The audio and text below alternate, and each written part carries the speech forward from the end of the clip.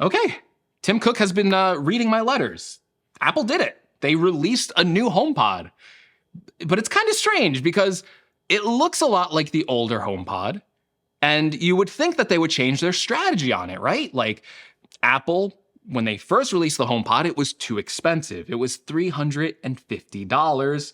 And you know how rare it is for Apple to drop the price of an existing product. Like, it never happens. They took that $350 HomePod at one point and then cut the price by $50, brought it down to $299. But even that didn't save that product. They had to discontinue that HomePod. And they didn't give up on the HomePod, right? Like, they brought out the HomePod Mini. They launched it at a more affordable $99 price point, and apparently that has been doing much better than the original HomePod. So you figure when they bring out a new HomePod, they're gonna have to change strategy on that, right? They're gonna have to bring the price down, or they're gonna have to introduce some amazing new features that would warrant this higher price point. And they kind of didn't. They launched it at $300, which is the price they discontinued it at, and it looks the same. And I have a feeling it's going to sound very similar to the old HomePod as well. But let's kind of go over what's new with this HomePod. Apple's credit, I guess they gave us a new color. There's a new midnight color. And to discredit Apple, it kind of looks the same as Space Gray, at least on their marketing images that they have on their website. I guess that remains to be seen, especially with Apple products. When you see them in person, they can look very different from what you see on the press images on a website. So I guess the midnight color, what it actually looks like, remains to be seen. That's the color I ordered, so I'll find that out pretty shortly, I guess. Other than that, though, it looks the same as the older HomePod, same width, kind of same height, but the internals are different. So I believe on the old HomePod, it had a 7-tweeter design with like a big 4-inch subwoofer. And now on this new HomePod, it still has that big subwoofer in it, but they brought the tweeters down from 7 to 5, which is kind of concerning, right? Because if the older HomePod had 7 tweeters, I feel like that means it would sound better than one with 5 tweeters. But if you actually look at the internal design of this new HomePod, you'll notice that Apple has arranged things a little bit differently here. And whereas on the older HomePod, the tweeters were kind of on the side, like pointing towards the side, on this newer HomePod, they're kind of angled facing up. So that might actually influence how this product sounds. Maybe the tweeters themselves are like a little bit bigger, or just maybe like the computational audio that Apple has with this newer design of the HomePod is just going to make it sound better overall. And then internally on the older HomePod, it was powered by an A8 chip. And at the time, I remember a lot of people going, wait, why is a speaker being powered by an iPhone chip? That is overkill. And people were saying like, there's no reason for this HomePod to have that much processing power. But lo and behold, as the HomePod started to age, this product started to seem kind of slow. It wasn't responding to voice commands as quickly, especially compared to the HomePod Mini when that came out, and I believe that had an S5 chip in it. So that HomePod Mini was all of a sudden recognizing voice commands faster, was being more responsive than the original HomePod, and that A8 chip at one point seemed like overkill, was now feeling pretty slow for voice recognition and all that stuff. Well, Apple has updated this HomePod with a newer chip. Now, it's not an iPhone chip, it's not an A-series chip, but it is an Apple Watch chip, and it is one of the later chips. So it's an S7 chip, which has actually the same processing power as the S8 chip that is in the Apple Watch Ultra and the new Apple Watches, and that's technically the same processing power on the S6 chip, but not to go into a tangent there, but yeah, it has faster processing power. It should be faster than what we had on the original HomePod with its A8 chip, despite this being now an Apple Watch chip instead of an iPhone chip. And then there's actually a couple other new sensors inside of here as well. So one of them is now a temperature sensor. So the HomePod can now measure the temperature in your home. So if you ask the HomePod, what the temperature is in the room, it should be able to give you an accurate temperature reading. And then I assume that's also going to pair up with HomeKit smart accessory. So, and then it also has a humidity sensor. And again, I assume that's going to work the same way. You're going to be able to ask what the humidity level is in your home, and then you're going to be able to pair that up with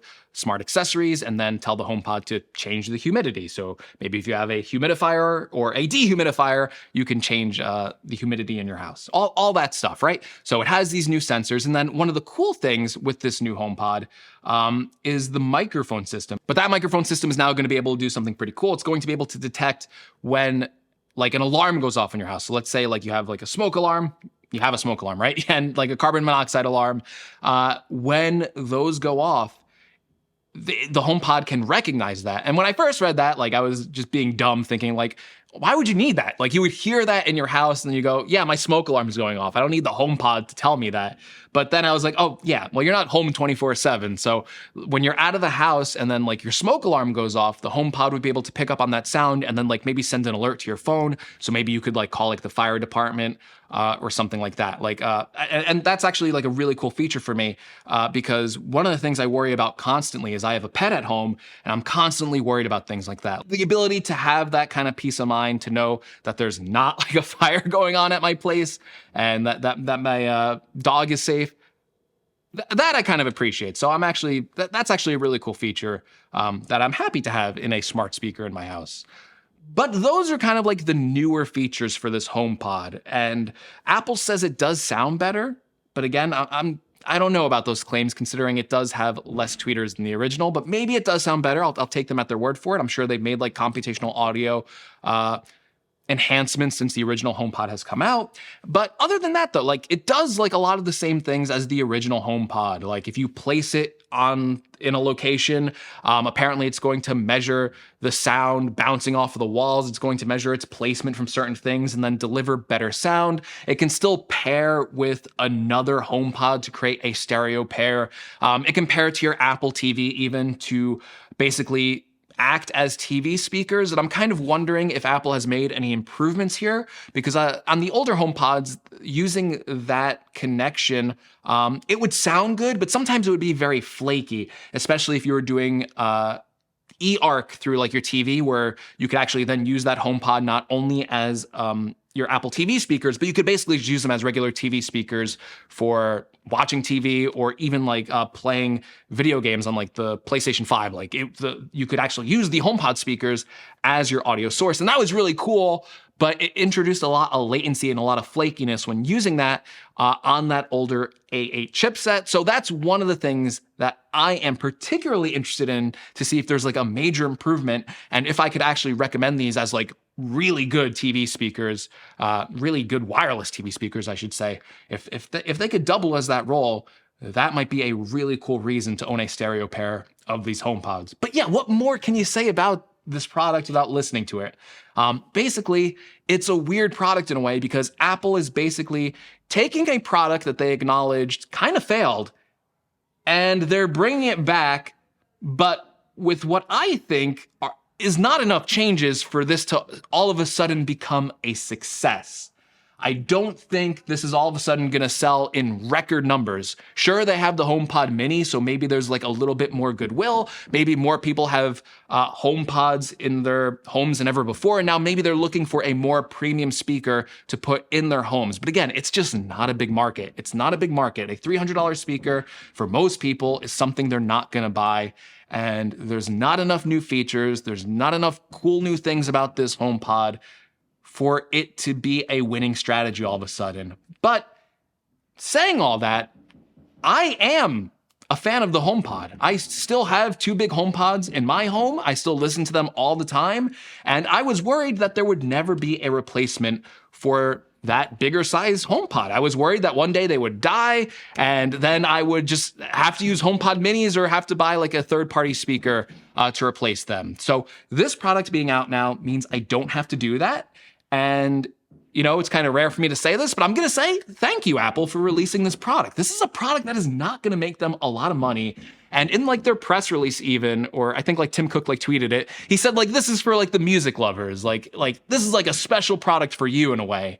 And I kind of feel that because this is not going to be a product that sells really, really well. This is not going to make a lot of money for Apple. The HomePod is like that aspirational product. Like you might walk into the store going, I heard like the full-size HomePod sounded great. And then you go to the store and you're like, oh, wow, it's $300. I can't afford that. But then you look at something like the HomePod Mini and you go, well, the regular HomePod sounds great. It's $300. I can't afford it. But for $100, I can get that HomePod Mini. So that kind of aspirational product, I think that's very important for Apple to have, like they do with like their Mac Pros and other products like that, which don't sell in really large numbers, but they're there at the top end to show you how good how good it can be, like the best of the best.